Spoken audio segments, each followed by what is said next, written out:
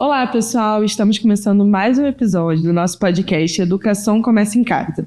Um podcast criado pela Ira Educação em que conversamos sobre os desafios e os caminhos da educação parental nos dias atuais. Eu sou a Maria Luísa Silva e hoje nós vamos conversar sobre um livro muito famoso, que é Crianças Francesas Não Fazem Manha, em que a autora estadunidense Pamela Druckimer vai apresentar a sua vivência na França e como que tem as diferenças na criação das crianças por lá. Para essa conversa, convidamos hoje o Fábio Benites para conversar e apresentar um pouquinho o seu lado, a sua visão parental e como educador. Tudo bem, Fábio? Oi, Malu. Oi, pessoal. Eu li esse livro há bastante tempo, né? Assim, acho que até antes da pandemia. E é um livro impactante, né? Então a gente vai discutir um pouco as ideias que a Pamela traz, né? De uma forma geral, comparando a criação dos filhos dela na França e, obviamente, na sociedade francesa, né? Que ela percebeu nas outras famílias, com a cultura que ela trazia, né? Dos Estados Unidos. Perfeito. Até para começar essa conversa, Fábio, eu queria que você dissesse um pouco o que mais chamou a atenção quando você teve essa leitura do livro. Qual foi o impacto que você teve nessa comparação que ela trouxe dentro da obra? Assim, legal. Acho que a obra começa, né, com ela citando, né, o choque que para ela estava sendo, né, o que ela tinha de visão, né, das famílias americanas, né, norte-americanas, e o que a visão que ela estava tendo na França, né, principalmente em relação às mães, né, o que é uma mãe pós-parto, cuidando de crianças, né, jovens, né, bebês, e o que eram as mães francesas fazendo a mesma coisa. Isso para ela chamava atenção, gritava para ela, gritou para ela. Então ela resolveu escrever o livro para contar um pouco essa história. E assim, o livro ele é uma obra, né, educacional, e obras educacionais, né, na maioria das vezes, trazem reflexões, mais do que regras, né, mais do que verdades, provocações. E ela faz bastante isso, né? Então, em nenhum momento ela diz que a França cria melhor as suas crianças, né? Mas ela diz o tempo todo, poxa, ela cria diferente.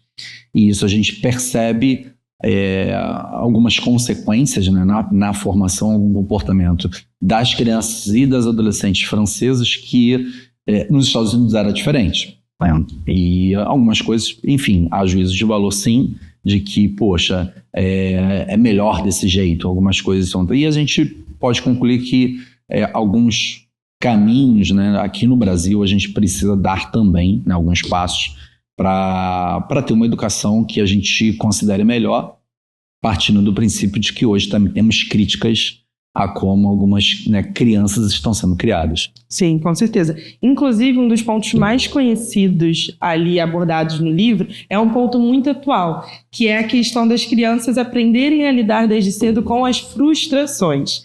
E hoje em dia a gente vê, né, que na prática muitos pais acabam cedendo imediatamente, até às vezes por culpa ou por não querer que seus filhos passem por isso. Como equilibrar essa dinâmica?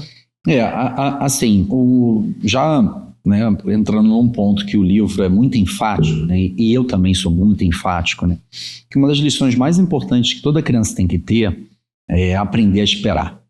Né? Então, isso, de uma forma geral, eu vejo as famílias errando muito aqui. Né? Porque quando a criança ela não aprende a esperar, ela quer tudo no tempo dela. Isso gera, obviamente, muitas mães e muitas malcriações, né? Então, assim, né, quero alguma coisa. Aí você diz um não, ela vai o quê? Ela vai tentar lutar contra aquilo. Né? É o que nós fazemos sempre, né? Como ser humano, a gente quer o quê? Sempre a nossa vontade, sempre o nosso conforto. Se a gente não tem a nossa vontade entendida, o nosso conforto, a gente vai lutar para chegar lá. A criança não tem capacidade de argumentar. E o que ela faz, então? Ela faz manha. Então, a manha é uma forma dela lutar contra aquilo, tentar vencer a tua paciência, tentar vencer, né, a tua força de vontade para fazer aquilo acontecer. Né? Hoje aconteceu mesmo.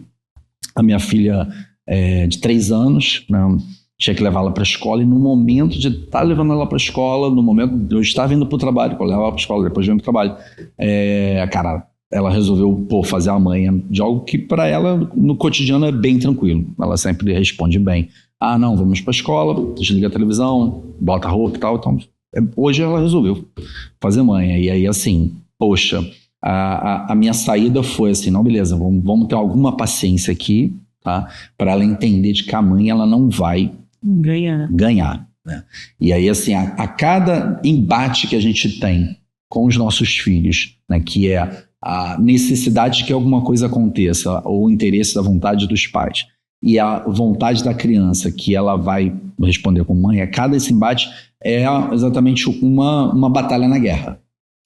E cada vez que você cede, você perde uma batalha. Quanto mais batalhas você perder, você vai reafirmando que aquela mãe faz sentido, que aquela mãe ela consegue as coisas, né? Então a gente teve que lutar e aí assim, cara, a gente não fez exatamente o que ela queria, né? Eu precisei vir para o trabalho, então via, e a minha esposa ia levar ela para a escola a pé, porque de certa forma é possível ir a pé, né?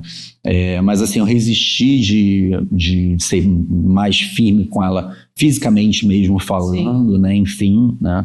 Não optei por não fazer isso, né? Tive tranquilidade de não fazer isso, mas tive firmeza na fala de, cara, não, isso não vai acontecer e a gente vai vencer aqui, né? Enfim, não sei como terminou, tem que ver depois como é que terminou a história, mas assim, a gente precisa ensinar as crianças, né, a esperar e a entender que, né, existe uma vida fora da cabeça dela, fora da mente delas, e que ela precisa seguir o social, né? Sim. Inclusive, você até me lembrou uma história que repercutiu bastante nas redes sociais, que foi o caso do avião, que uma mãe estava viajando e o filho queria ficar na janela, só que ela não tinha comprado a passagem para a janela. Sim. E ela pediu para outra pessoa sair, deu uma repercussão bastante. Sim. Mas isso é um exemplo de frustração e de lidar com isso. Uma das dicas que eu dou para pais e mães aqui é que todo não é uma oportunidade de crescimento para a criança. Então, quero sentar na janela. Poxa, não pode. Por quê? Porque é o lugar da outra moça e a gente comprou aqui. Vou chorar. Você pode chorar. Pode chorar. Se você chorar muito tempo, vai ter outra consequência, que você vai ficar sem alguma outra coisa, né? Crianças pequenas que não entendem tempo, que não entendem castigo, são muito difíceis, né? Mas é o momento em que a gente mais tem que construir esse limite, né? Tem que construir bem esse limite, né? Então, às vezes eu uso o não de propósito, só para exercitar a espera, a paciência, a autonomia, né? Lidar com a frustração do não, porque eu crio os meus filhos para eles serem resilientes nas frustrações. E por isso ele precisa ser frustrado ao longo do tempo, né? E isso, obviamente, requer paciência, né? Então, assim, a mãe vai lá assim, vai chorar, pode chorar, né? Desculpa, né, as outras pessoas, que ele vai chorar aqui, a gente não vai botar uma mordaça na criança, né? Mas, assim, ela também vai entendendo que não adianta chorar, né? Não adianta fazer aquela manha. E ela vai fazendo cada vez menos. No primeiro momento, é difícil, né?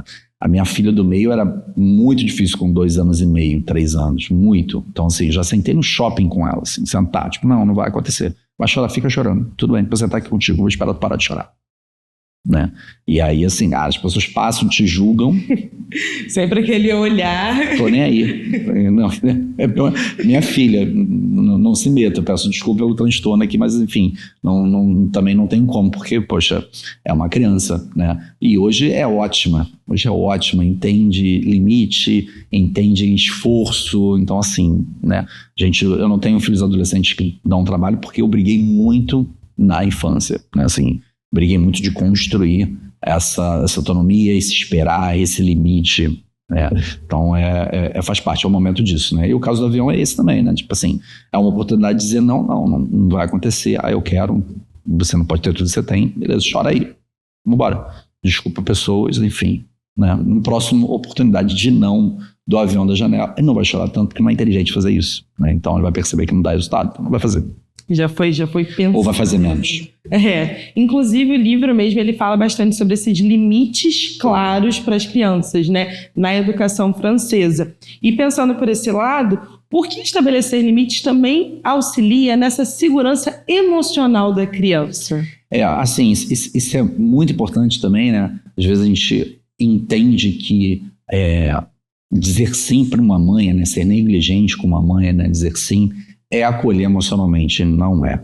A gente vive num mundo com limites, a gente vive num mundo com regras, com frustrações. Então, acolher é sim dar um abraço, mas dizer, cara, essa frustração é real, ela existe, você vai viver isso em vários momentos, esse aqui é mais um momento, vou estar junto de você, mas você precisa passar por esse não, tá? O livro é muito legal, ele dá exemplos muito emblemáticos, assim, né, da autora, fala assim, cara, eu tô aqui sofrendo no restaurante, que a minha filha tá fazendo manha e tal, porque não quer sentar, porque não quer comer e não sei o quê. E as outras famílias, cara, todas esbeltas, todas tranquilas, as crianças quietas, comendo no restaurante. Por quê? Vai sair no restaurante, a família às vezes sai no restaurante, e aí tem que comer o que a família tá comendo, né? Eu já tive situações de amigos assim, a gente está no restaurante e pô, tem que sair para ir no McDonald's, porque a criança só come McDonald's. Então, assim, né, quando você faz isso, você mostra que assim, você vai criar exceções sempre para poder atender aquela demanda dela. Então, ela vai o quê? Sempre pedir, sempre fazer manha, sempre fazer exigência, né? Então, assim, é um não importante. Não, aqui não tem McDonald's, aqui tem essa comida, você vai comer. E aí, na primeira vez, ela não vai comer, beleza, fica com fome, né? Depois vai comer McDonald's? Não, vai comer a comida de casa. E vai aprender. Ela vai sofrer? Vai, porque vida é sofrimento. Do cara sofrer. Então, vai passar por isso. E em algum momento ela vai entender, cara, não tem jeito. Agora, com a minha filha menor, a mesma coisa, né? Dando outro exemplo simples, que por algum motivo a gente resolveu só ter biscoito mais saudável, vamos dizer assim, lá em casa. Tiramos os recheados, enfim, aqueles que são menos saudáveis, né? E a minha filha pequena, desde pequena, comia esses outros biscoitos, né? Enfim, agora o mais saudável, ela sentiu a diferença, né? Ah, eu não gosto desse biscoito, mas é o que tem. Mas é o que tem. E pé firme, não tem. Ah, eu quero maçã, sem problema, vamos comer maçã. Come maçã. Maçã pode. Maçã. Hoje, né? Ontem ela disse não para esse biscoito saudável, eu botei no potinho. Ela disse não para maçã, tranquilo. Hoje de manhã ela não quer maçã. Depois da maçã, ela, pô, quero um biscoito. Vai, é esse que tem. Ela comeu todos os 5 biscoitos pequenininhos que tinham ali, né? E ela comeu. Você gosta agora? Agora eu gosto. É uma introdução, ela precisava... Exatamente, precisava passar por aquela frustração e tal, e agora ela vai comer o quê? Biscoitos saudáveis, né? Então você vê que assim, a gente não xiita de, pô, só tem biscoito saudável desde que nasceu, né? Ela comia biscoitos recheados não tão saudáveis, mas agora a família resolveu fazer isso por questões alimentares internas e assim, ela tem que participar disso. Então, só tem aquela opção, é aquela opção que ela tem que se adaptar, se adaptou, mais uma vitória pra gente, né? Ela tá mais o quê? Mais autônoma, ela vai sair, tem limite de alimentação, vai comer aquilo, né? Então assim, é um processo. E o livro, a Pamela fala muito da questão também do comportamento, né? Então assim, restaurante não é lugar de correr, cara. É lugar de ficar sentado, né? Então, lugar de ficar sentado e para comer, tem que ficar sentado e comer. Vai brigar no primeiro momento. Beleza, no segundo momento, senão no quarto momento, ela vai entender que naquele ambiente é assim, né? Não pode atravessar a rua sem olhar, é o exemplo que a gente dá sempre. Sim. No restaurante, tem que ficar sentado, né? Se tem uma máxima também que eu compartilho com pais e mães, cara, se você corre atrás de criança no início, você corre a vida toda. Então, assim, crianças têm que se comer como? Sentado, né? A alimentação é hora de comer, sentado. Não fica andando atrás da criança com um prato na mão para ela comer. Ela vai entender que ela pode andar a qualquer hora e tal. Na hora da alimentação é sentado, vai validar, né? Assim, às vezes eu vejo assim, na hora de ir embora, que é outro caso, muito aqui embaixo, a gente vai embora da festa. Cara, que pesadelo, como é que eu vou tirar? Então, assim, né? O livro fala, e construção de limites é com consistência e previsibilidade. Então, né, faltando 10 minutos para você ir embora, o que você faz? Vamos embora daqui a pouco. Aí ela começa a se acostumar com aquilo. Porque também se dá um choque para a criança que está brincando, chega assim, vamos embora agora, sim, é mais complicado, né? Então você vai tornando aquele limite mais, né, aceitável, mais previsível, né? Vai de novo, vamos embora mais um pouquinho só. Aí antes de você querer ir embora, ela fala assim, vamos embora? Ela, só mais uma brincadeira, a última. E aí ela se acostumou e vai. Aí na última, não, a última é a última. Não tem, fora isso é manha, a gente combinou, então vamos embora. E depois ela vai se acostumando, e aí por isso que assim, eu não tenho problema de tirar meus filhos de uma festa, porque segue esse procedimento, estão acostumados, então entende na hora de ir embora. 10 horas da manhã, 10 horas da manhã, né? 8 horas da noite, 8 horas da noite. Então, A, B, B. Então, tem que ter paciência, tem que ter disciplina como pai e mãe, né? De assim, não, eu vou lá, vou acostumando ele, né? A hora do não, a hora do choro, da resistência, mas essa construção vai te dar paz depois, ao longo do tempo. Sim. E pelo que você falou, isso também conversa muito sobre dar confiança também na criança. Por exemplo, você preparar ela, a gente vai daqui a pouco, falta 5 minutos, você vai dando confiança e autonomia para que a própria criança entenda e consiga planejar isso também. Sim. Né? Fazendo uma metáfora aqui, né, por exemplo, no futebol, tem a máxima que assim, você vai bater uma falta, sem barreira, você não tem uma referência para bater a falta. Então, assim, os batedores de falta já preferem a barreira e já se acostumam com isso, tem uma referência para bater a falta. Isso dá até segurança para eles baterem melhor, apesar de ser uma dificuldade. Regras com crianças, né, fazendo essa metáfora, é a mesma coisa, né? Então, assim, as regras, né, seguras, previsíveis, que eles se acostumam, dão segurança para eles também, né? Então, assim, meu pai vai me avisar na hora de ir embora. Então, é uma regra que é aceitável, é administrável para mim. Então, vou criando minha autonomia de administrar aquilo, e eu tenho uma segurança que poxa, meu pai está me fornecendo esse parâmetro de segurança para eu me assegurar, né? Então, cuidar é isso também, né? Oferecer limites, né, que sejam palpáveis, sejam aceitáveis para a gente nos conduzir. Isso, de fato, tem muito a ver com confiança. Deixa eu fazer qualquer coisa. Ela vai para um ambiente novo, cara, aqui eu posso fazer qualquer coisa, né? Então, você ter uma boa educação, né, um bom entendimento das coisas é construído também com limite. Inclusive, a autora ela até diferencia o escutar a criança do deixar que ela domine todo aquele ambiente, né? Até uma coisa que ela vai trazendo ali nas dinâmicas e nas experiências dela. E na sua visão como pai, como que os pais podem validar o que a criança fala, a comunicação da criança, sem que se perca a autoridade parental nesse sentido? Nem a autoridade, mas esse limite, né, parental. Sim, sim. Então, a gente tem que escutar sempre, né? Uma coisa é escutar, outra coisa é não concordar. Então, assim, o ser humano, né? Então, assim, pai e mãe, né? Que não tão bem preparado, vamos dizer assim, tá? Sem juízo, como sempre, mas obviamente a gente precisa estar aqui falando disso, né? De gerar uma qualificação maior, né? Ele é de extremos, né? Então, assim, né? Ou pode tudo, não pode nada, porque é fácil. Ser extremista é fácil, né? Fácil de entender. Ficar no meio dialogando, cara, é difícil. Exige habilidade, exige paciência, exige disciplina. Então, assim, o ser humano normalmente não quer aqui, mas os seres humanos competentes são aqueles que exatamente estão aqui no meio, né, dialogando, entendendo. E uma das coisas é assim, cara, sempre ouvir, né? Por quê? Porque a criança também, que você está colocando limite, que vai chorar, esse choro, quando eu falo essa manha, mas eu não quero banalizar de que, cara, é um ser humano ruim,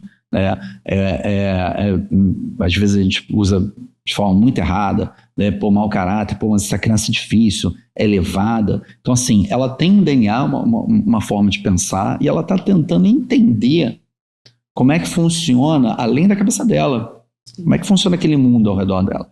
E a função do pai e da mãe é exatamente ajudar ela a construir isso da melhor forma, né? Uma visão de mundo correta e as habilidades para lidar com essas dificuldades. Esse é o papel da educação. E aí, quando você então você tem que estar sempre ouvindo, que é uma forma também de gerar confiança, a comunicação, né? E empatizar com essa dor, né? Empatizar com essa dificuldade. Empatizar com a dificuldade do seu filho. Seu filho não é concordar, né? Não é apoiar de forma cega, né? Mas é ir mostrando o caminho, né? Então você escuta, né? Assim, poxa, não quero comer isso. Não lida com isso como se fosse um crime. Não é um crime. É a criança, como qualquer ser humano, dizendo assim, poxa, eu gostaria de fazer do meu jeito. Se for possível, se não for uma coisa que gere um vício de pensamento, de comportamento, você pode ceder. Vai ceder sempre? Gera um vício de comportamento. Você não pode ceder sempre. Às vezes você pode ceder, às vezes cede, às vezes você não cede. Sempre com a liderança do processo. Sempre você liderando aquele processo. né? E aí isso vai dando segurança, né? Mas você é sempre à frente, sempre o tomador de decisão, né? Não deixa isso para a criança, né? Uma coisa que o livro fala bastante, né, é exatamente essa diferença, enquanto que nos Estados Unidos, segundo a autora, e eu vejo isso muito no Brasil também, né, nas famílias brasileiras, o quanto a criança é o centro da família, né, e tudo se faz para atender o interesse deles, né? Então, a gente precisa de equilíbrio, né? Então, assim, às vezes, não dá, cara, é o meu interesse, é o meu momento, você tem que cuidar de você também como pai e mãe. Equilíbrio. Às vezes é o teu momento, às vezes é o momento da criança, mas nunca tudo ao redor dela. Então, assim, não, a gente não vai... isso é muito emblemático no livro, né? Não, a gente não vai nesse restaurante que a gente gosta porque a gente vai no McDonald's porque ele gosta de McDonald's. Então, vai sempre no McDonald's. E isso acaba sendo uma receita também para você arruinar casamentos, né? Porque o pai e a mãe, né, tiram a sua identidade, abrem 100% mão da sua identidade para atender a criança. E isso não é educar. A criança tem que ter limite, entender que tem um dia do McDonald's, tem um dia do outro restaurante que ela não gosta tanto. Sim. E que, enfim, faz parte, né? Então, o que a autora, né, diz perceber e até admirar nas famílias francesas é como principalmente as mães não colocam seus filhos como o centro da vida delas, elas têm a vida delas também. Então é normal uma mãe depois de 6 meses não amamenta mais e ela já está fitness. Por quê? Porque ela tem o seu tempo de cuidar dela, né? Enquanto que de repente outras mães ainda ficam, né, com um sentimento de culpa e querendo ser, né, mãe por 24/7. Né? Então você é mãe 24/7, mas também tem um momento de ser mulher, de ser esposa, de ser amiga, de ser, né, profissional, empresário, enfim. Então você tem os outros chapéus que você também não pode abrir mão. É resgatar essa sua essência mesmo. Exatamente. Você não pode, né, abrir mão, negligenciar, você tem que ter... Até para você ser uma mãe melhor, você precisa também se cuidar. Eu sempre falo isso, a primeira coisa é se cuidar e ter o autoconhecimento para entender seus limites, as suas frustrações, para poder educar o seu filho e sua filha da melhor forma possível. Com certeza. Inclusive, a gente está falando bastante sobre crianças, mas isso não é só na fase da criança, né? Isso também reflete no adolescente que você vai formar, no adulto que vai entrar no mercado de trabalho, né? Sim. E essas características que ele vai desenvolvendo ao longo da vida, né? A gente estava até conversando antes sobre essas gerações, a questão da resiliência, da empatia e o quanto são desafios modernos falar sobre isso hoje. Como que você acha que evitar frustrações, não saber lidar com paciência, pode acabar prejudicando esse desenvolvimento emocional nesse sentido de resiliência, de empatia dos adultos de hoje ou dos adultos do futuro? Sim. Então, já falei aqui sobre espera, tá? Que para mim, eu acho que é o que a gente mais precisa melhorar. E também eu acho que é o que é relativamente simples, né? Então, assim, faz o seu filho e sua filha esperar que determinada coisa aconteça. Então, esse tempo, né, em que, às vezes de propósito, né, para isso, só desenvolver essa paciência, né? E entender que as pessoas não estão ali ao redor somente para servir, isso desde pequeno. Então, isso vai melhorando a capacidade dele de lidar com o tempo, entender frustração, e isso vai aumentando a paciência e, consequentemente, a resiliência, né, emocional, enfim. Então, assim, eu acho que esse é um ponto, tá? Mas já falamos sobre isso. Vou falar sobre outro ponto aqui que o livro fala bastante, que também é algo que a gente precisa melhorar muito, que é a autonomia, né? Então, assim, tem que dar autonomia para ir fazer suas coisas, né? Assim, lá em casa, por exemplo, a Isabela já participa, a gente faz questão de participar tudo, vamos sair. Cada um está carregando alguma coisa, ela carrega também. Então, assim, carrega um objeto pequeno. Mas para ela entender que, cara, as pessoas estão carregando e ela, faz parte daquilo, então ela tem um papel a cumprir social. Né? Quero alguma coisa. Vai lá e pega. Né? Pais e mães, muitas vezes, por culpa, têm uma necessidade de se fazer presente, uma necessidade de ser um mega pai, uma mega mãe, e fazem tudo pelos seus filhos, no lugar deles. E isso é deseducativo, né? O que é educativo é ele aprendendo que tem responsabilidade e tem que fazer as coisas, né? Enfim, eu vou falar aqui até de avós e avós, né? Então, assim, estatisticamente, quando se critica as avós, né, de que fazem tudo os netos, estatisticamente é uma verdade, né? Não estou falando de todas as avós aqui, tá? E nem de todos os avós, mas, cara, o que a gente percebe, né, assim, empiricamente, é que isso é verdade, ou seja, tem um sentimento de proteção que deseduca, né? Querem fazer tudo no lugar. Então, já dei o exemplo simples aqui, entrar no carro, estimula a entrar sozinho, sentar na cadeirinha sozinha, né? Toda hora é colo, toda hora pegue colo, né? Ele pediu colo, não dá colo automaticamente, poxa, ali eu vou te dar colo, né? Estica um pouquinho essa autonomia de andar, de se acostumar a andar, né? Se acostumar a ter, né, essa autonomia, né? Falei, já dei esse exemplo aqui, né, que na Finlândia, na educação infantil, os crianças já montam seus pratos, né? Então, assim, aqui, montar o prato é escolher a comida, né? Então, assim, a tia vai lá, você quer arroz? Não quer arroz, não, assim. Não, então, assim, o ideal é assim, não, tem lá, você tem que comer o que tem lá. Tem um pouquinho de arroz? Vamos comer um pouquinho de arroz? Sim, e pode ficar abrindo exceção para qualquer tipo de alimento que a criança não gosta, né? Então, na pior das hipóteses, né, na adolescência, por exemplo, né, faz ele tirar, né? Assim, lá em casa, a Bia não gosta de brócolis, não gosta de champignon. A gente no estrogonofe bota champignon, não tiro por causa dela, né? Então, assim, você não gosta, então você tira. Então, já é uma dor, um processo que ela precisa acostumar, porque ter tudo prontinho, assim, no prato dela, né? Brócolis, não, vamos comer um pouco, né? Tem muito, então, você tira, não vou fazer uma comida sem brócolis, porque ela não gosta.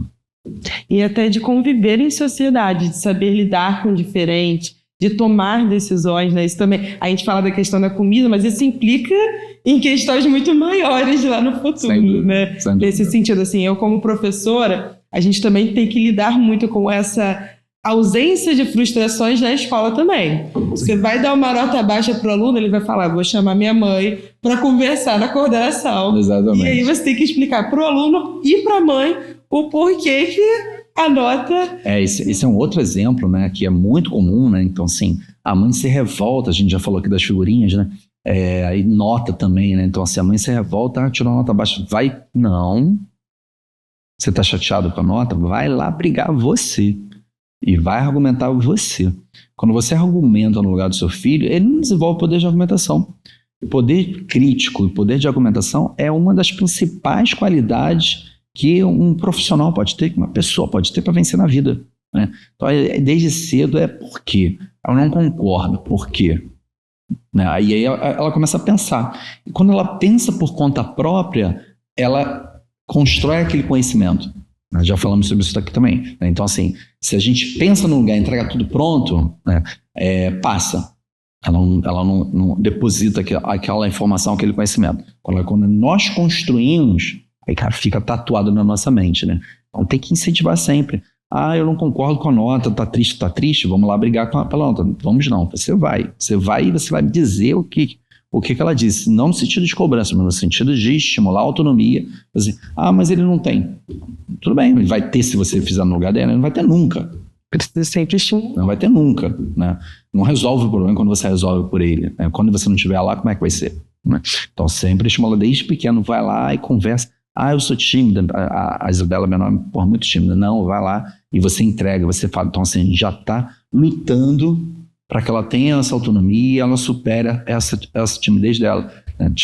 O mundo é um pouco cruel com os tímidos, né? Então, assim, até que ponto, né, eu como pai, né, vou permitir, não é a palavra, né, mas vou consentir, né, vou aceitar, né, concordar, né, entender, proteger essa timidez dela. Se eu sei que, poxa, a comunicação é essencial hoje em dia.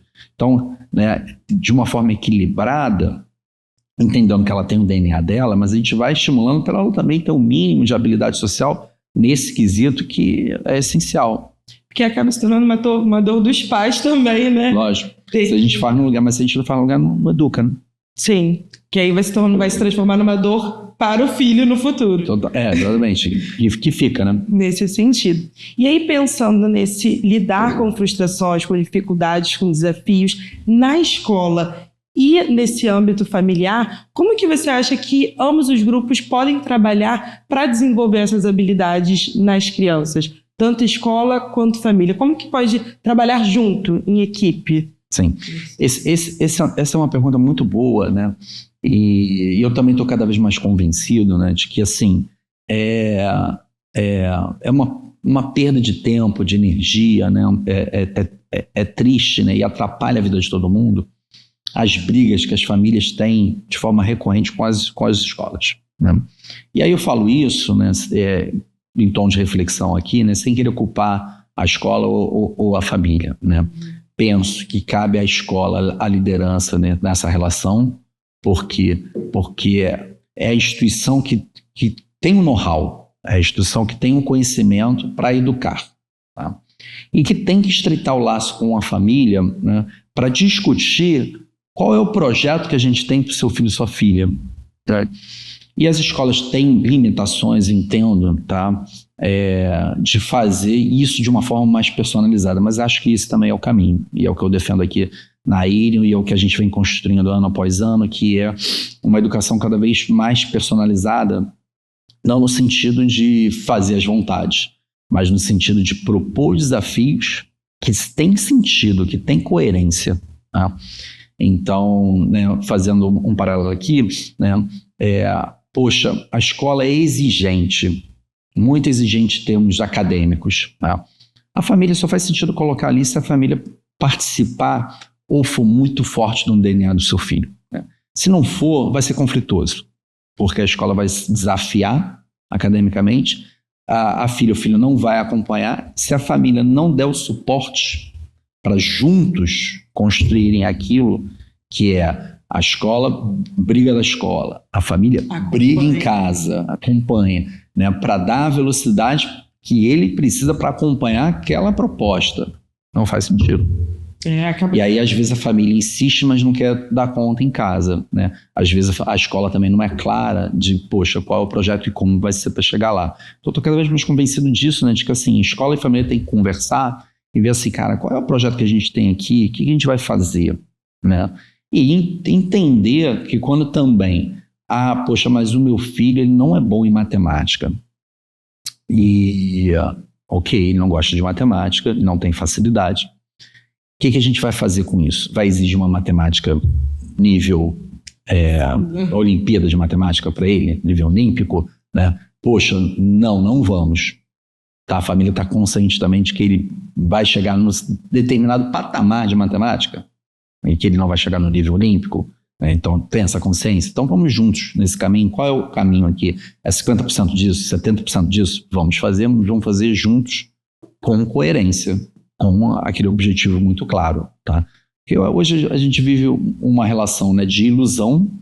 Então a escola propõe uma coisa, as famílias acham que aquilo vai dar certo, não está dando certo, e no final do ano, muitas vezes ele faz uma prova e resolve os 200 dias letivos, né? Então, sim, um dia vale muito mais que os 200, que é um absurdo, né? Total. E às vezes acaba tendo os alunos que eles esperam pelo conselho no final do ano. Exatamente. E aí é um absurdo total, e a família ali lutando para que aquilo que não deu certo ao longo do ano se apague, né? Então a gente esquece, e no próximo ano, como é que vai ser, né? Então, eu, como diretor de escola, sou muito crítico em relação a isso, né? Assim, o que a gente faz no final do ano, né, enfim, tem que significar uma melhoria para o próximo ano, né? Então, assim, não, ele entendeu e ele mudou o comportamento dele, e vai ser um ano seguinte diferente, mas vai ser a mesma coisa, a gente vai continuar fingindo que está tudo certo, ou a gente vai mudar alguma coisa ali, né? Sim, porque apaga a série ali que ele pode acabar reprovando, mas não vai apagar no desenvolvimento dele. Vai ser um desafio que vai permanecer, sem dúvida, né? Nesse sentido. E a gente acabou falando bastante desse comparativo entre as crianças francesas, a própria impressão da Pamela com a realidade estadunidense e a realidade francesa, mas quando a gente olha isso para o Brasil, né, a nossa realidade, a cultura brasileira, a educação brasileira, o que a gente pode pegar ou adaptar desses ensinamentos, dessas experiências? Então, resumindo, né, acho que a ideia do livro que eu super recomendo para as famílias, né, independente do sistema, quando eu falo sistema para a gente educar melhor, tá, vamos dizer assim, tá, dentro do que a gente entende que são os valores contemporâneos, os desafios contemporâneos que são globais. Então a gente tem uma educação global hoje, né? A gente já falou aqui sobre o livro das crianças mais inteligentes do mundo. Então assim, hoje, né, o seu filho, sua filha vai competir com um sul-coreano, com um chinês, e aí eu dei esse exemplo desses dois países porque são países em que tem uma cultura, em termos educacional, muito diferente da nossa. São muito exigentes academicamente. Enquanto que aqui, né, hoje, e aí a Pamela diz que nos Estados Unidos também, as pessoas são muito mais compreensíveis além da conta, né? Compreensíveis, quando eu digo além da conta, é a ponto de criar uma bolha na vida do seu filho e sua filha irreal. Que quando ele sair daquela bolha, ele vai encontrar uma realidade, um mundo totalmente diferente, um mundo mais competitivo. Então, dentro dessa realidade, né, eu entendo que as famílias brasileiras precisam estar muito mais atentas, né, e, né, pegando aí de forma prática, né, no trato livre, né, principalmente, né, ensinar a criança a esperar, né. Então, esperar é muito importante porque desenvolve paciência, né, desenvolve resiliência emocional, desenvolve respeito ao outro, né, respeito ao próximo, ao tempo do próximo, ao interesse do próximo. Então, isso dá calma, né? Às vezes as pessoas dizem assim, seus filhos são muito calmos, né? Eles são calmos por quê? Porque o universo ao redor dele, que a gente busca construir, que a gente luta para construir, então, mais ou menos, não há milagre, só há trabalho, né? O trabalho que nós fazemos é um trabalho para mostrar que tranquilidade é legal. Tranquilidade ajuda, que a gente não tem que ser extremista, né, nas coisas para agora e potencializar as coisas. A gente tem que olhar para os problemas com calma, com esforço, com trabalho, né? Então, por isso que eles têm esse comportamento, né? Aí ajuda eles a construir essa visão de mundo e as habilidades para lidar com essas dificuldades. Esse é um ponto. Outro ponto é a autonomia. Então, também, né, assim, não proteger demais, não fazer no lugar deles, trabalhinho, coloca para fazer, né? Então, assim, já a Isabela com 3 anos, assim, a gente não manda ela fazer nada no trabalhinho. Assim, o que é para fazer aqui? Você lembra? Por quê? Então, a gente já vai provocando para ali construindo e a gente não pega no lápis, né? Então, só faz sentido o dever de casa se a criança consegue fazer sozinha, com algum suporte, né? Mas não tem que fazer sozinho. Se você pega no lápis, não faz sentido aquele trabalho. Então a escola tem que fazer de forma que a mão no lápis seja da criança. A Isabela não escreve o nome dela ainda, a gente escreve o nome dela, mas o trabalho em si ela faz, né? E os outros, assim, a gente ajudou até determinada idade, mas sempre colocando autonomia. Hoje não fazemos mais. A Isabela já está nos anos finais, a Beatriz já está nos anos finais, a gente não faz mais. Então ela tem a responsabilidade dela, ela tem que fazer, a gente cobra. Quando ela erra, normalmente porque esqueceu alguma coisa, acontece, né? Tem uma punição, né? Tem uma conversa pelo menos assim, onde você errou, onde você vai acertar agora. A responsabilidade, então, ok. Então a autonomia é muito importante, não pode fazer no lugar, isso gera dependência. Às vezes a gente fica feliz por ter ajudado, a gente fica tranquilo porque aquela dor não aconteceu, nosso filho não foi reprovado, ele não sofreu bronca, ele não sofreu uma consequência pesada social, mas isso é só momento, né? Só naquele momento. Isso vai voltar a acontecer porque ele não aprendeu a lidar com o então tem que aprender a lidar com o problema, né? E por último, né, que talvez seja um pouco mais polêmico, até que ponto você vai colocar o seu filho e sua filha no centro de todas as decisões da família, né? Eu não estou falando que você vai para Disney e você vai em todos os brinquedos e vai deixar ele esperando o tempo todo, né? Não, se é férias, não é equilibrado, mas também você não vai em nenhum brinquedo de adulto e vai em todos os brinquedos de criança. Tá? Então, assim, né, é equilíbrio, né? Então, assim, a viagem é para todo mundo, o passeio é para todo mundo. Então, não, esse passeio eu não gosto. Tudo bem, mas papai e mamãe gostam, a gente vai fazer e você vai junto. Né? Por quê? Porque você tem que ir junto. Você não é uma criança, não pode ficar sozinho em casa ainda. Tá? Então, esses 3 pontos são os pilares, né, do livro, e eu super recomendo também a leitura original. Né? Então, a gente está aqui, né, fazendo um resumo do livro, né, tentando mastigar para os pais e para as mães interessados, mas eu super recomendo sempre a leitura original. E esse livro é um livro muito gostoso de ler, sem complexidade, né? Sem pedagogias, sem palavras difíceis. Leitura bem legal. A Pamela faz um trabalho assim, bem real também, de, poxa, a minha dificuldade como mãe é essa, né? Então, assim, é muito empática com isso, então acho que o leitor também vai empatizar bastante, e ela oferece, né, uma fotografia, né, um filme de uma outra cultura. A gente sempre tem muito a aprender, né? Falamos hoje aqui, os asiáticos são rigorosos com a parte acadêmica, né? Os franceses propõem mais autonomia, tipo assim, minha vida não depende do meu filho, né? A gente aqui já é muito mais maternal, né? Então, quando a gente vai bebendo nas outras culturas, a gente tende a enriquecer, tende a aprender mais. Com certeza, sempre agregando. E a conversa está muito boa, mas o livro nunca pode ser deixado de lado também, né? Então a leitura é indispensável nesse sentido. Antes da gente encerrar, Fábio, eu também queria que você indicasse, compartilhasse alguma outra obra, pode ser um livro, audiovisual, que conversasse sobre esse tema, que aí fica 2 indicações aí para os pais. Bacana.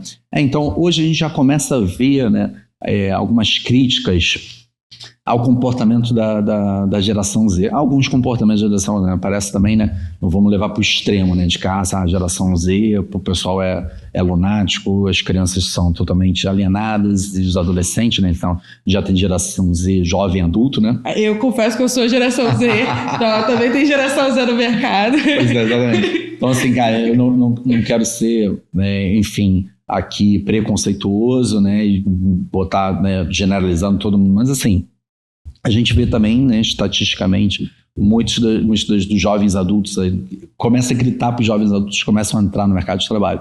E isso tem um choque ali, né, que é um mercado de trabalho que foi criado pelas gerações anteriores, né, e os jovens da geração Z com outros valores, né, chegando, tá? Eu estou vendo uma série agora, estou terminando hoje, inclusive, que é chamada The Madison. Ela é da Paramount. Então, quem tem a Prime e assina a Paramount pode vê-la. É uma série sobre luto, mas fala bastante sobre valores contemporâneos. Ela fala bastante sobre como a geração Z lida com algumas questões, né? A questão principal da série nessa primeira temporada é luto. E como, né, baby boomers, que tem, né, um personagem de 60 e poucos anos, né, tem uma vivência diferente, lidam com aquilo de uma forma diferente. A série, eu acho que faz uma crítica um pouco nisso, essa forma de pensar e agir um pouco da geração Z, e vale a reflexão. Também a gente não deve ver de forma, né, conclusiva, tipo assim, beleza, então nada disso presta, né? Mas tem críticas construtivas ali, e você que é, né, um pai, mãe de um adolescente ou de uma criança, acho que tem que estar atento a isso, né? Tem situações que a sociedade melhorou no entendimento, né, muito mais respeitosa com as diferenças, né? Principalmente isso, né? Eu vejo muito nos meus filhos isso, né? Quanto a minha geração foi muito mais desrespeitosa, enquanto a geração atual é muito mais respeitosa, isso é um mega ganho, tá? Mas, assim, por outro lado também, o cancelamento é muito fácil hoje, muito forte, né? E às vezes esse cancelamento é simplesmente conceitual, né? E não é empático, não é humanizado, né? E aí é uma perda também, né? Então, mais uma vez, né, os comportamentos extremos são sempre... a gente sempre deve ter cuidado com eles. E a série eu acho que traz um aprendizado legal, além de ser bem emocionante. Tá ótimo, Fábio. Queria agradecer por essa conversa, foi uma conversa muito produtiva e super real, né? A gente está falando muito do cotidiano. Queria agradecer também a você que escutou até aqui. Se você estiver nos assistindo pelo YouTube, ativa o sininho de notificação para ficar por dentro dos próximos episódios, mas você também pode ouvir pelo Deezer e Spotify. Também siga a gente por esses canais, em que você vai estar sempre por dentro de todas as novidades, tá bom? Tchau, tchau e até o próximo episódio. Grande abraço.